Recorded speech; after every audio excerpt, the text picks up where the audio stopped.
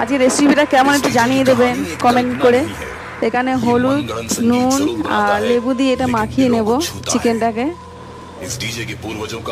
3 piece chicken আছে, সামান্য একটু চিকেন একটু হলুদ দিলাম।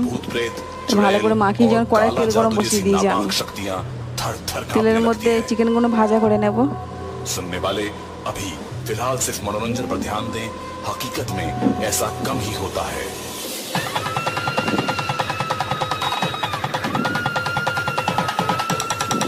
চিকেনগুলো কিছুতেই উল্টাতেই চাইছি না, ভাজা ভাজা হয়ে গেছে। এগুলো এবার তুলে নেবো। দেখুন মাছ যেমন ভাজা করে এরকম করে তুলে নিয়েছি চিকেনটাকে। এটা গোটা গরম মশলা, পেঁয়াজ বাটা, নারকেল কোড়া, নারকেলের দুধ, আদা রসুনের পেস্ট, টমেটো পেস্ট।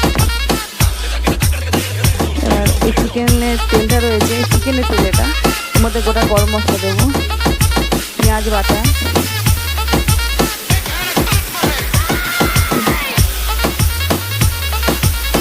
এটা আদা রসুনের পেস্ট, ভালো করে নাড়িয়ে নেব।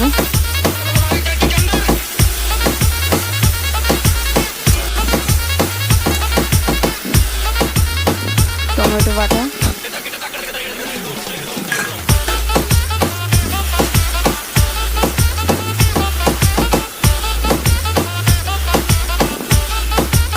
এবার নারকেল কোড়াটা দিয়ে দেবো।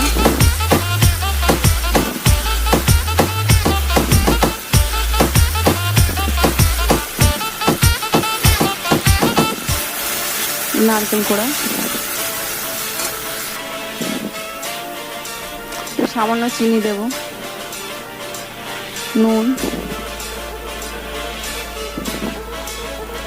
চিনি দিয়ে ভালো করে নাড়িয়ে নেব। গুঁড়ো হলুদ, লঙ্কার গুঁড়ো,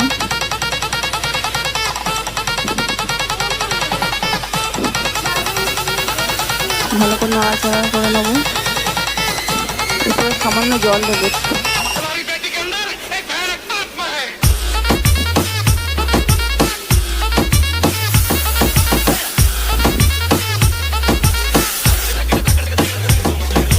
নারকেলের দুধটা দিয়ে দিলাম, জল দেবো আমি, নাড়াচাড়া করার জন্য জল দিয়ে দেবো। আপনারা চাইলে হলুদ দিতে পারেন, আবার নাও দিতে পারেন, হলুদ ছাড়াও এটা রান্না করা যায়।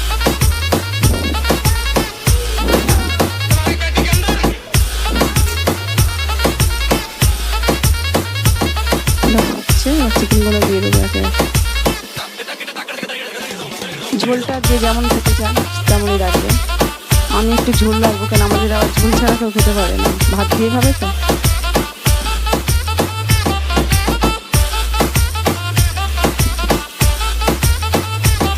সোয়াবিনের তরকারি হয়ে গেছে, রান্নাটা এটুকুই শেষ। এবার মাছ সোয়াবিনের তরকারিটা খাবে। অন্য রান্না না রেখে নিয়েছো বড় বড় চিংড়ি রান্না এক এক দেখাবো করে খেয়ে দেবো। কেমন লাগালো।